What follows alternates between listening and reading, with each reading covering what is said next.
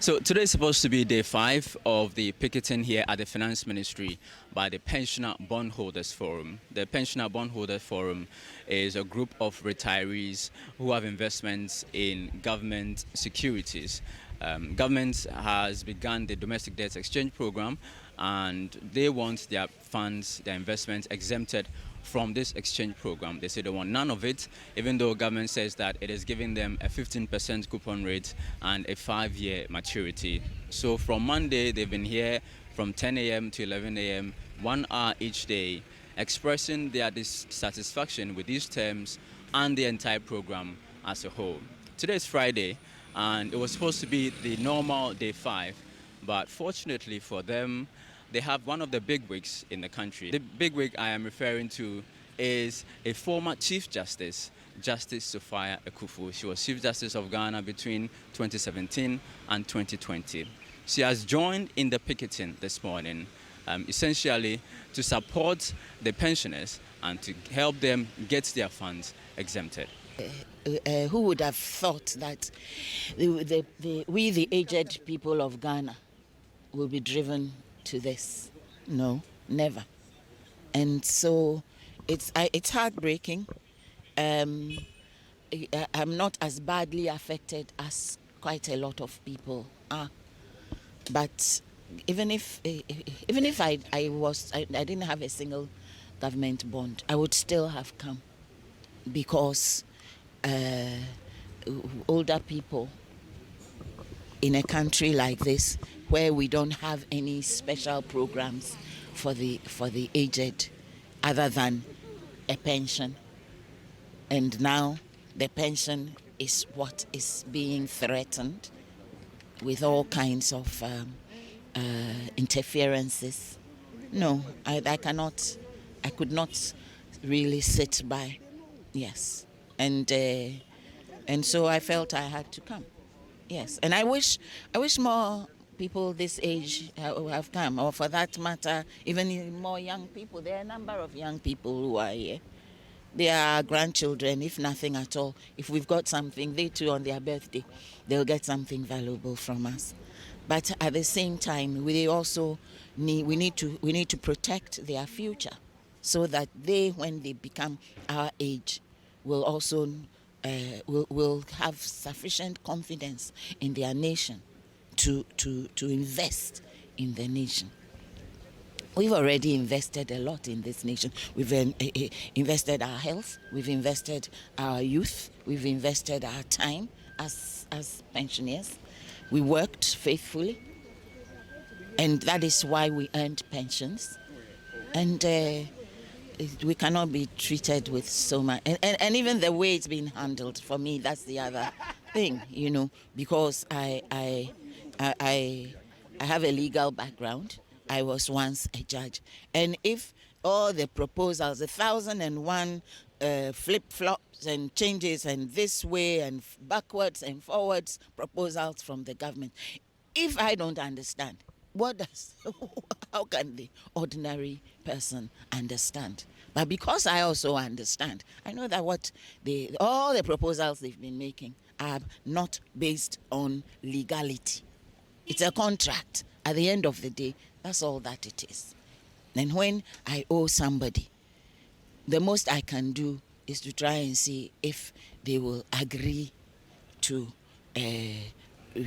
change the terms of our agreement. But you cannot shove it down our throats, and you cannot insist that because you think you cannot afford it, I should accept whatever you want me to do. No, they cannot do that. As administrators, they should rather be looking at parts of what they are in place to do, what they get paid to do, where they can cut on expenditure, they can cut on waste.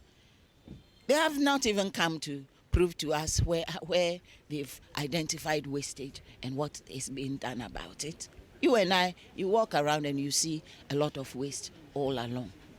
And you don't want to do anything, and you want me to take a haircut. I don't know. With a little bit of hair left on my head, I want it on my head.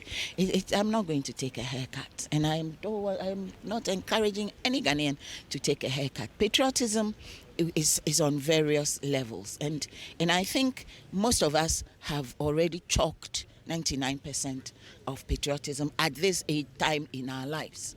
So don't let some young whippersnapper come and tell us to cut our expenditure and things like that. And it's not even as if most pensioners are living in luxury.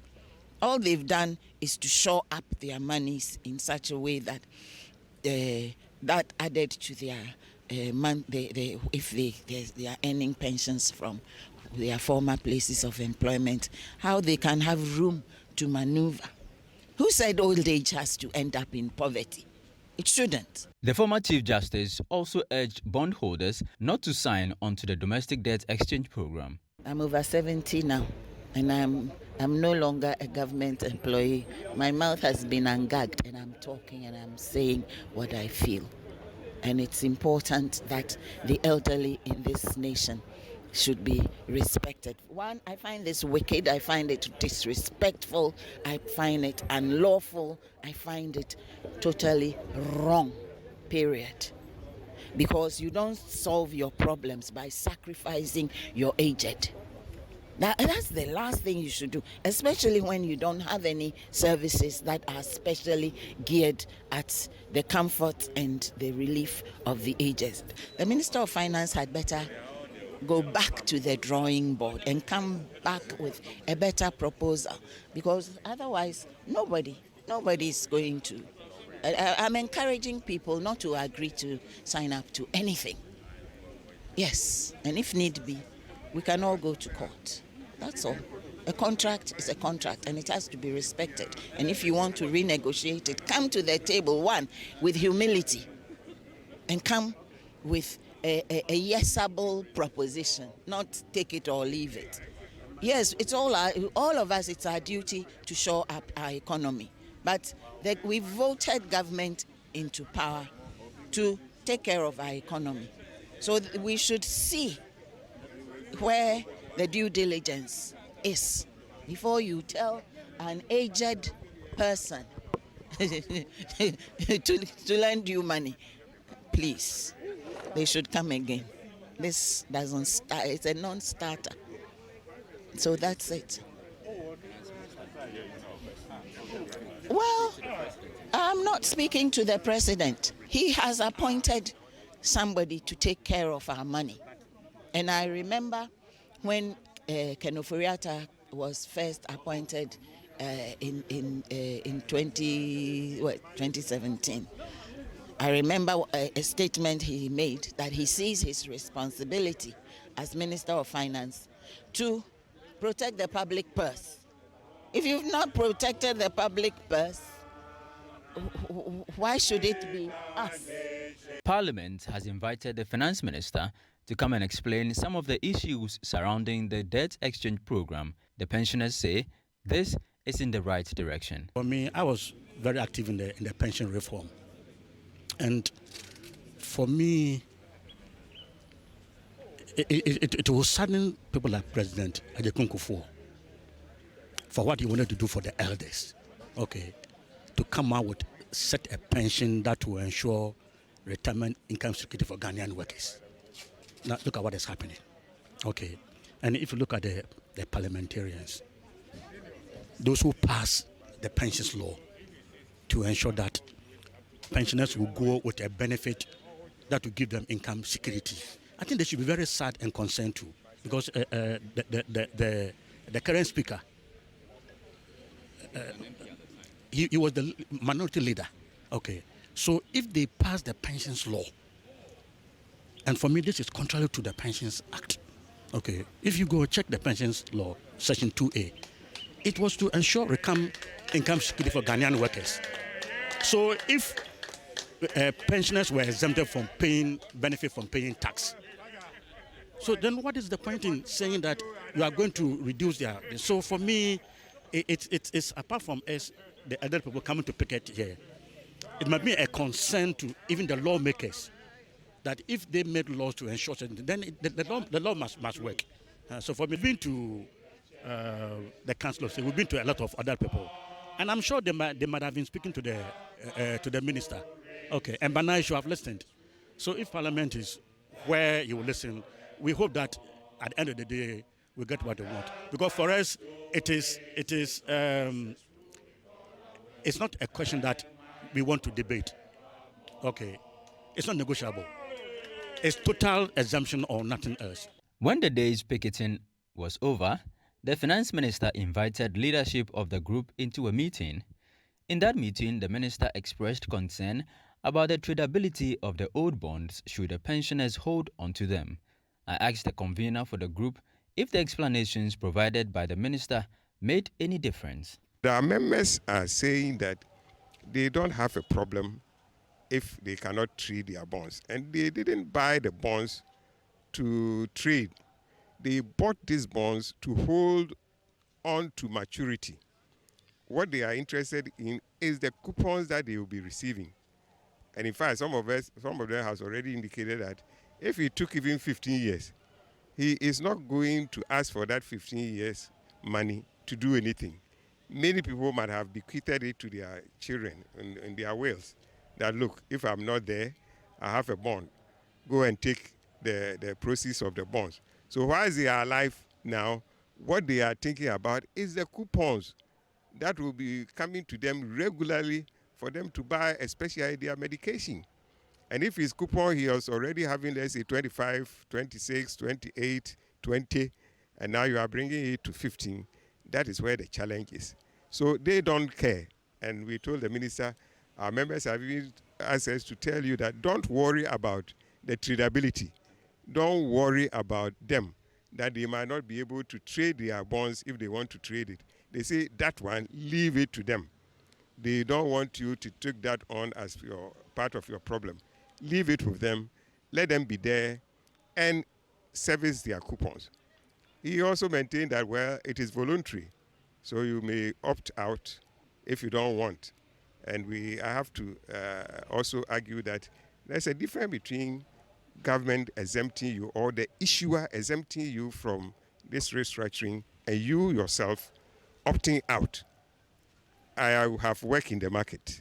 The minister has also worked in the market. So I believe the two of us, we know that exemption is different from coming out of the exercising your option. And I say, if the issuer exempts you from a restructuring, the issuer is telling you that for these debts, I don't have a challenge. I can handle whatever there is that I have to handle. That is why I am not restructuring it. That is what exemption means. These ones I can handle.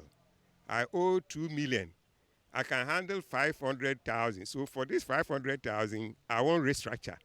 The ones I cannot handle is what I'm restructuring. So that is exemption.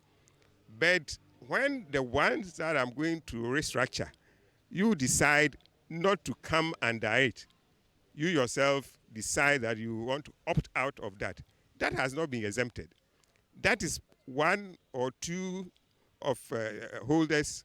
You are one of two holders or one of the holders of those bonds that I have said I may have some challenges handling the coupon and the principal payment. That is why I am restructuring. So if you don't come under that and there is a problem, then you ought to have known already that yes, the issuer said he may have challenges. That is why he was restructuring. And so if I didn't go under it, then I stand a risk if it ever comes. No, we are still we still want exemption.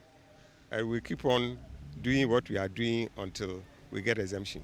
Today's protest was expected to be a normal picketing, just like it's been here at the Finance Ministry since Monday. But it was a bit out of the ordinary. Former Chief Justice Sophia Kufu joined the protesters, and she says that she may not be an investor with governments, but she feels it's as a duty to join in and give her support to the retirees who have gathered here since Monday to protest against their inclusion in the domestic debts exchange program, essentially calling for exemption. From the Finance Ministry here in Accra, My name is Charles Osukumi for Citi News.